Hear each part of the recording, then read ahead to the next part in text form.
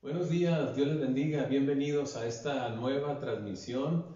Le damos gracias a Dios por esta nueva mañana, bonita mañana que Dios nos concede y esta nueva oportunidad de escuchar el mensaje de su poderosa palabra. Dios nos bendice esta mañana y todos los días, gloria a su nombre.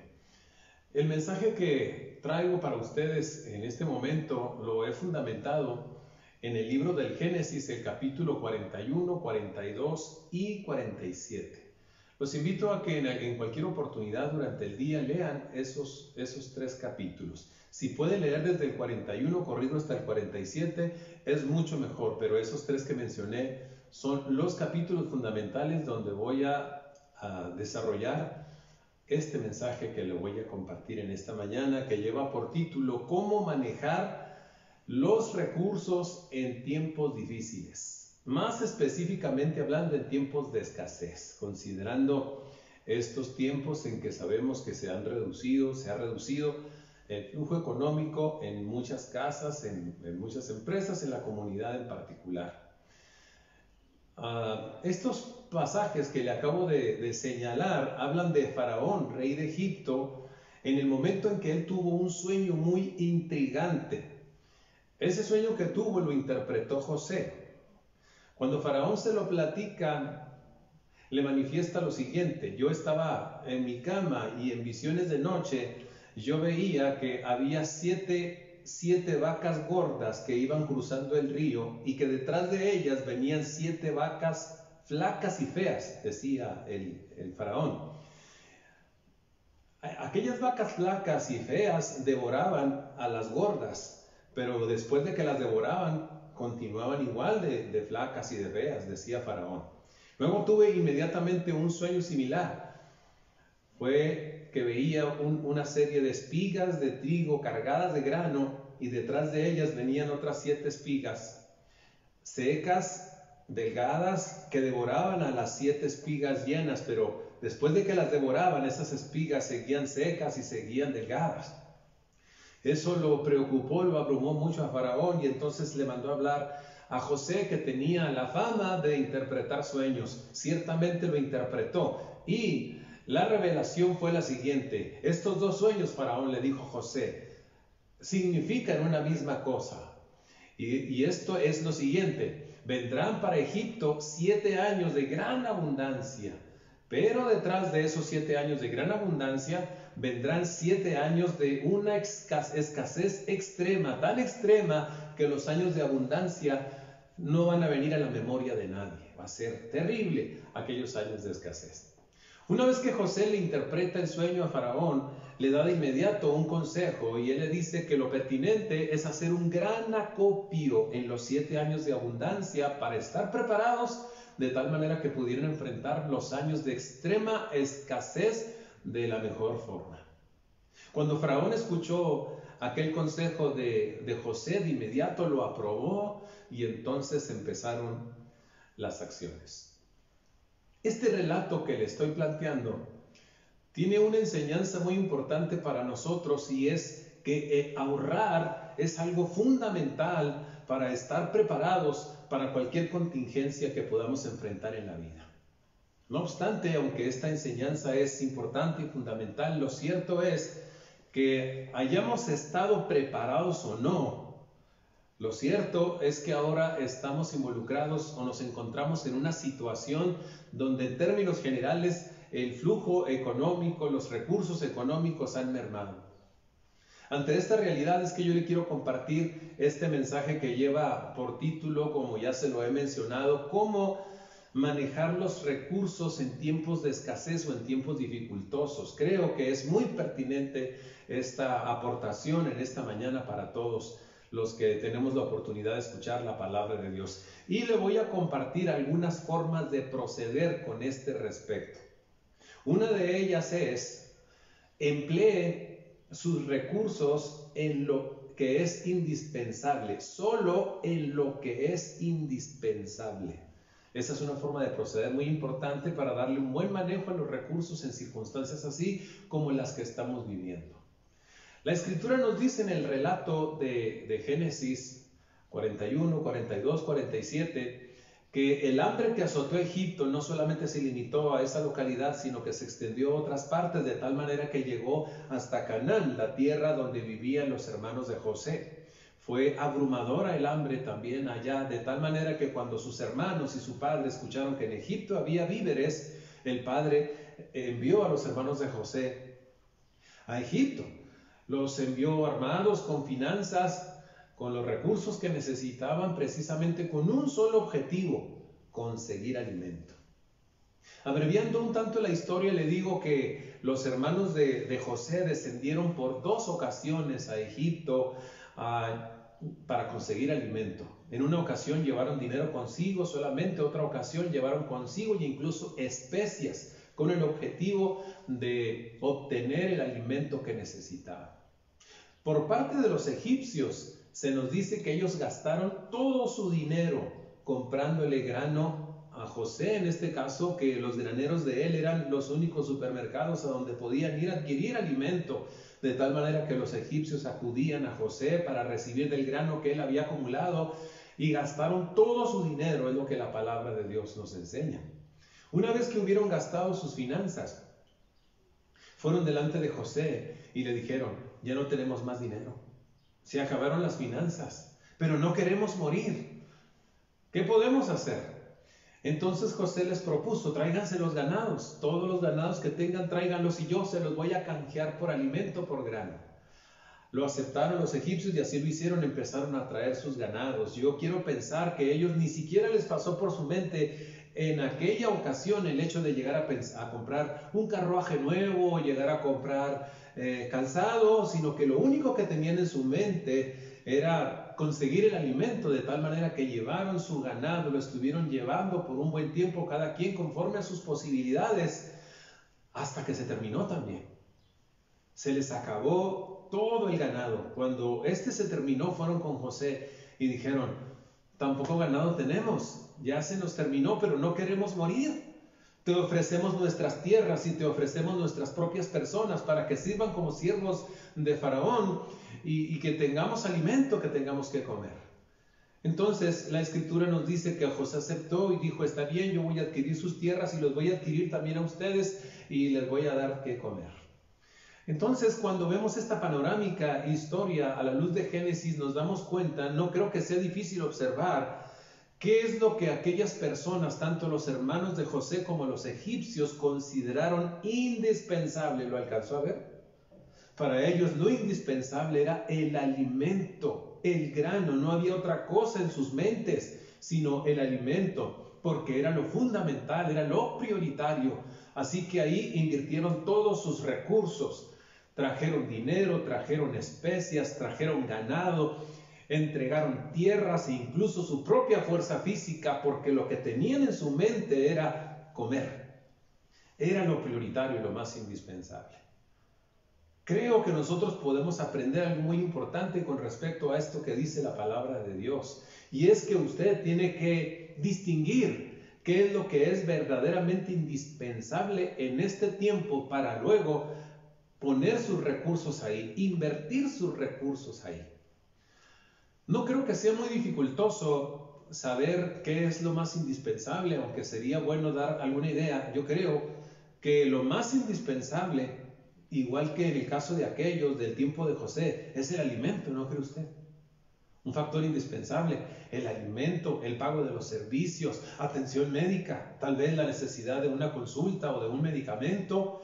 En el caso de los que se están moviendo todavía para su trabajo, lo digo porque hay quienes ya no están trabajando porque los han descansado, pero quienes todavía se mueven podríamos pensar en el transporte o la renta, si alguien está pagando renta. Esas cuestiones serían para mí de carácter indispensable. Entonces, ¿qué diríamos? No compre lo que no sea necesario. No compre un par de zapatos si ya tiene uno.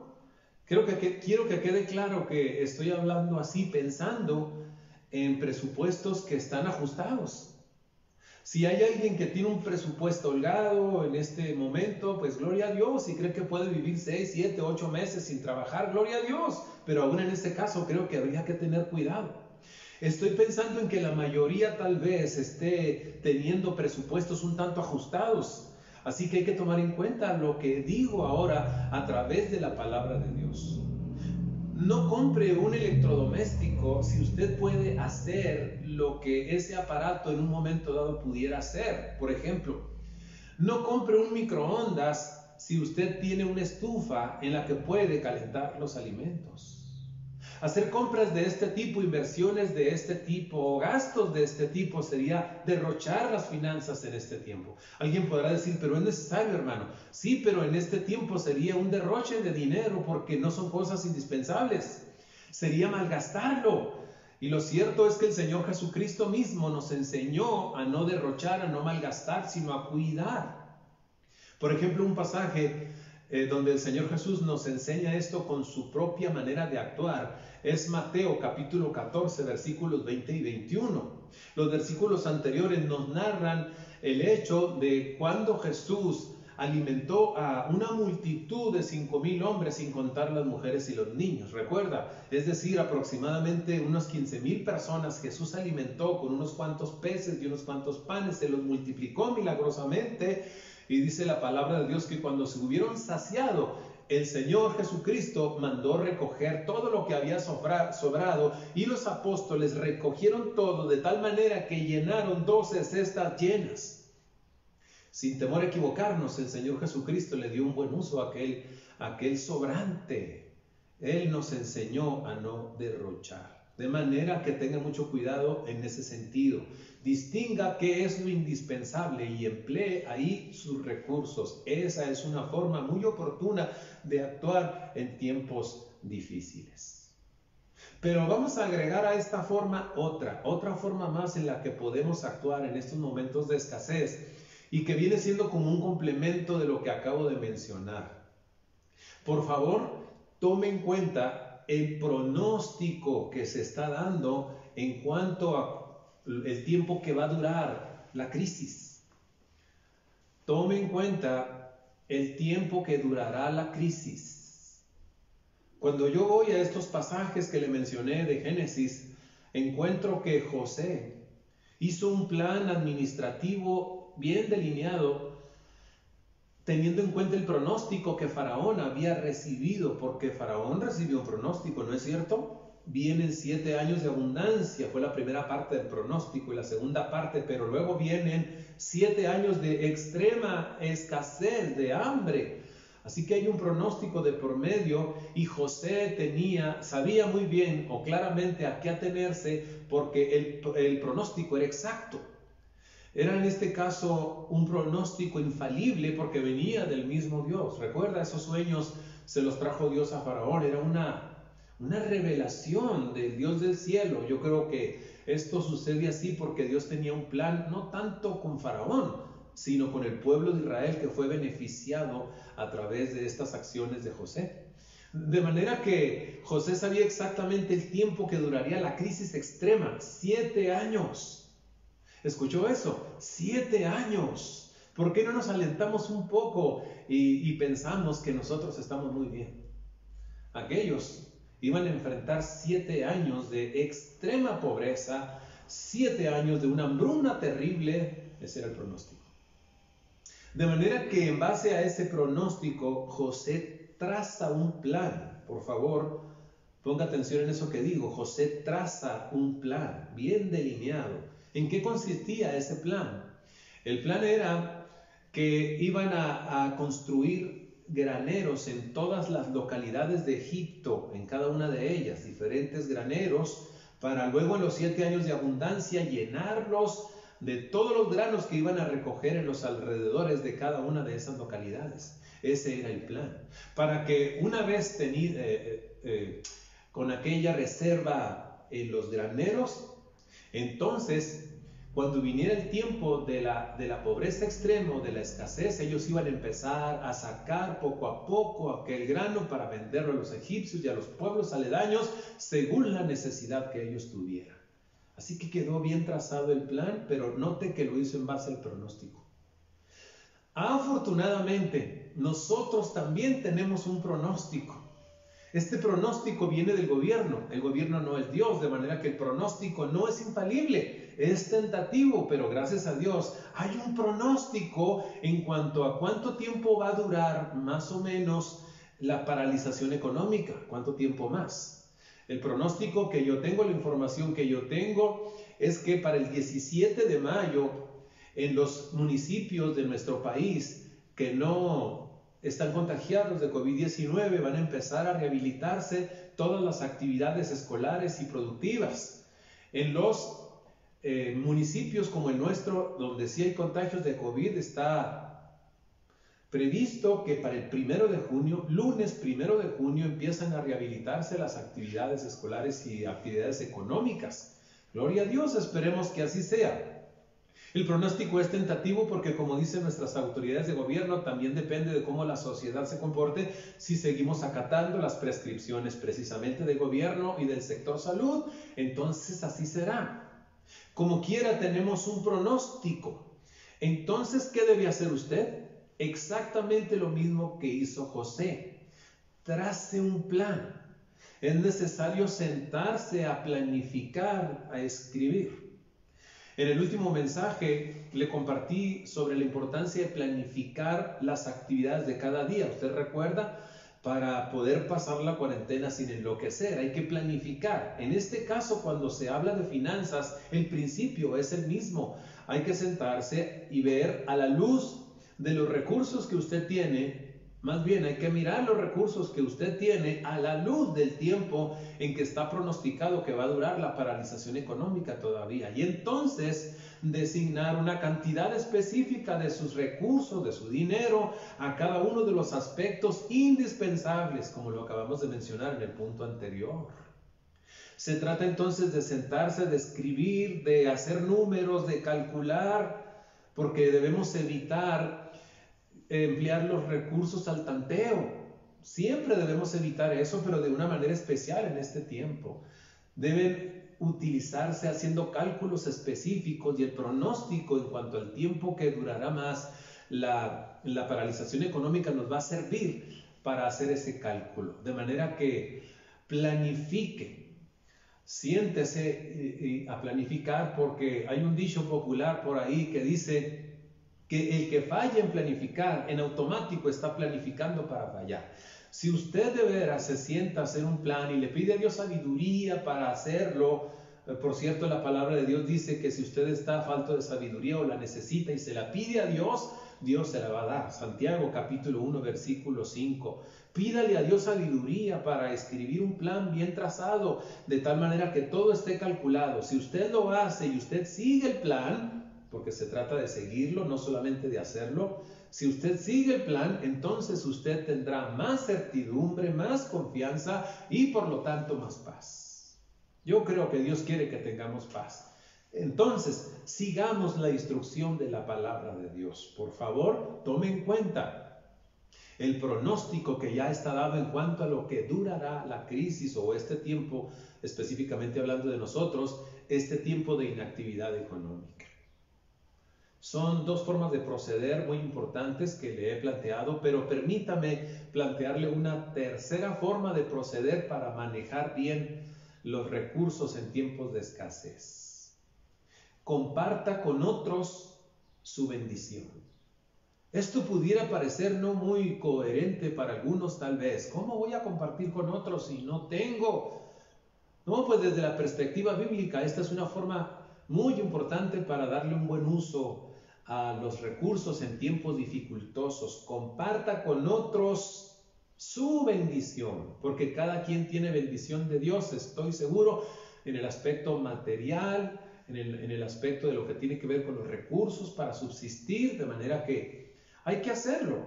La palabra de Dios nos enseña que así debe ser. Mire, cuando los egipcios le llevaron finalmente le ofrecieron finalmente a José sus tierras y sus propias personas para servir a Faraón. Ciertamente José los recibió, les compró las tierras, los compró incluso a ellos para que fueran siervos de Faraón.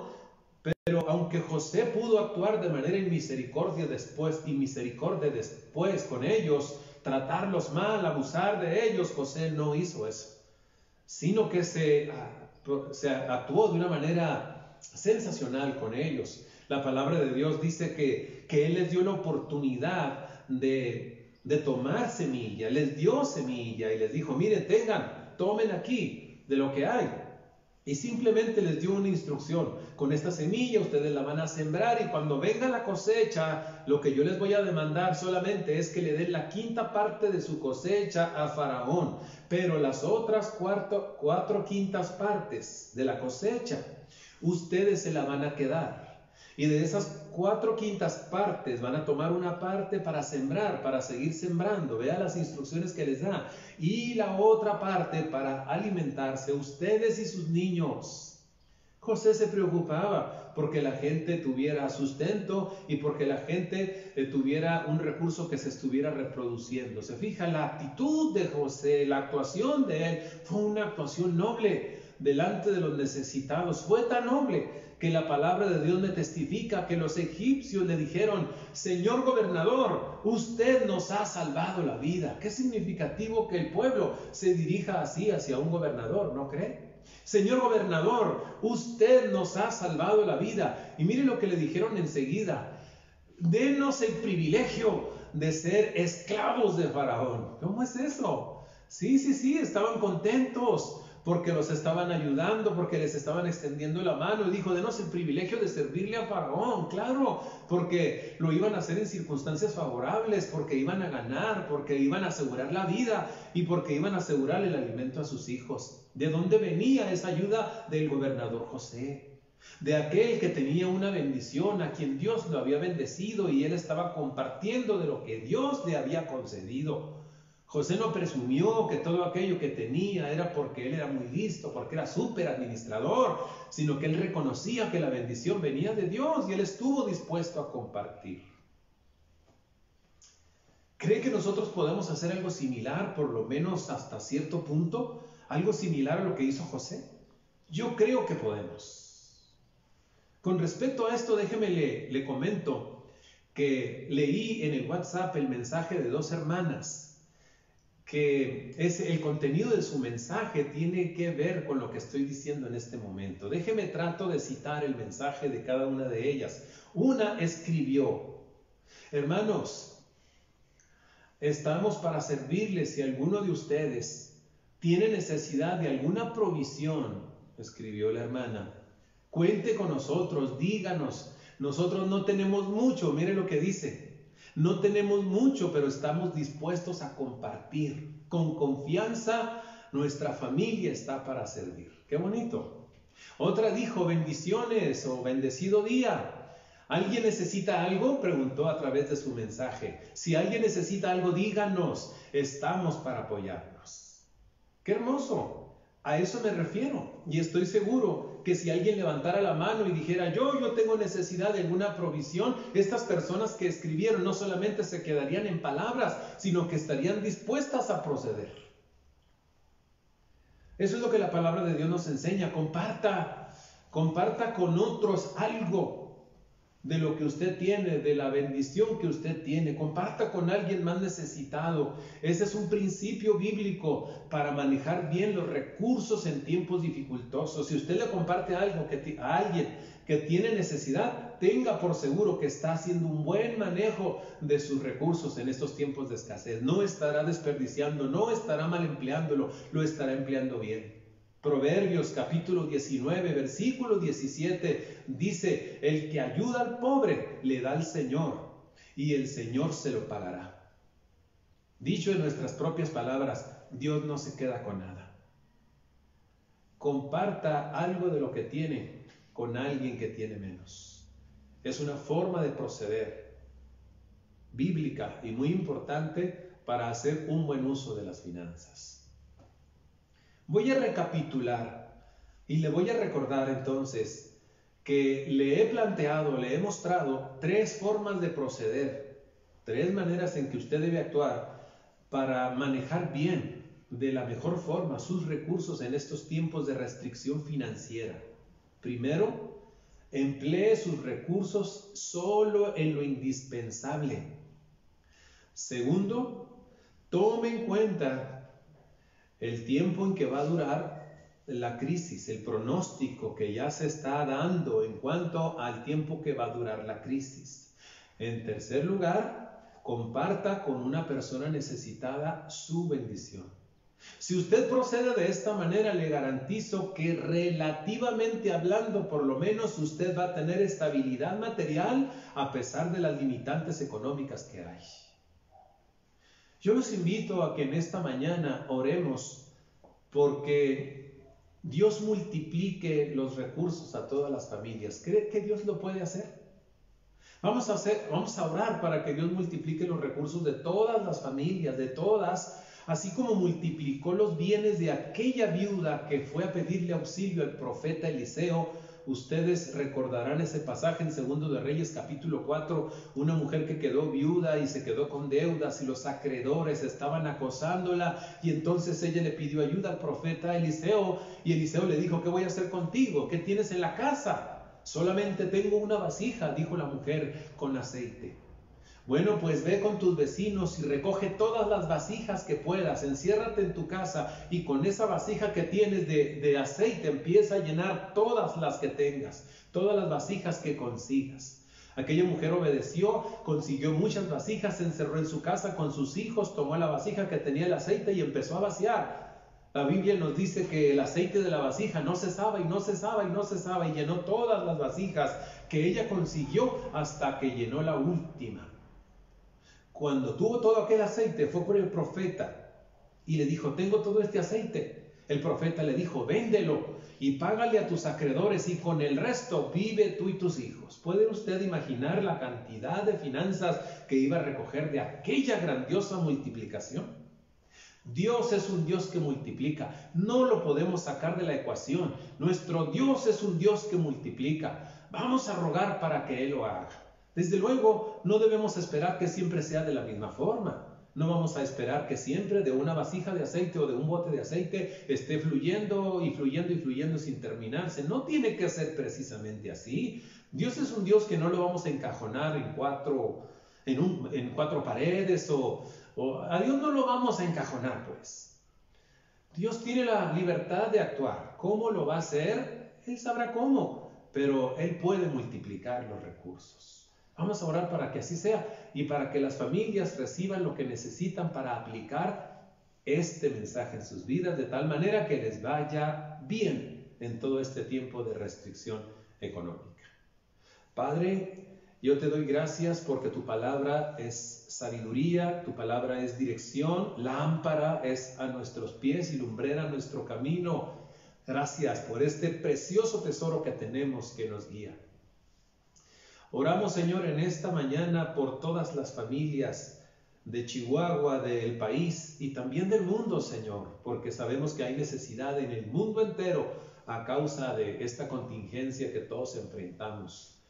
Tú eres un Dios que multiplica. Tu palabra nos dice en aquel pasaje de la multiplicación de los panes y de los peces que así es. Y en este pasaje último que cité, en el caso de la viuda que se le multiplicó el aceite y otros pasajes que nos muestran y la vivencia misma nuestra que nos enseña y nos demuestra que tú eres un Dios que multiplica. Por eso rogamos con todo nuestro corazón por todas las familias, de una manera particular por los más necesitados, los que se sienten más apretados económicamente en este momento. Súpleles, Señor, multiplica sus bienes de alguna manera. Tú no tienes limitantes. Oramos por ellos para que los bendigas. Tú eres Jehová Jireh, Dios nuestro proveedor. Y también te pido para que a todas las familias les des lo que necesitan, Señor, esa gracia, esa disciplina y esa voluntad para aplicar este mensaje de tal manera que sean bendecidos, porque tú nos quieres bendecir y nos quieres ayudar. En el nombre de Jesús. Amén. Ha sido un privilegio para mí compartirle la palabra de Dios. Espero con todo mi ser que les sea de grande beneficio. Muchas gracias, hermanos del Centro Cristiano Jehová Chama y Kairos. Les recuerdo que estamos en concierto de oración todos los días de 7 a 8 de la mañana y de 7 a 8 de la noche, cada quien en el horario que les sea más factible. No dejen de estar ahí. Dios los bendiga, les amamos.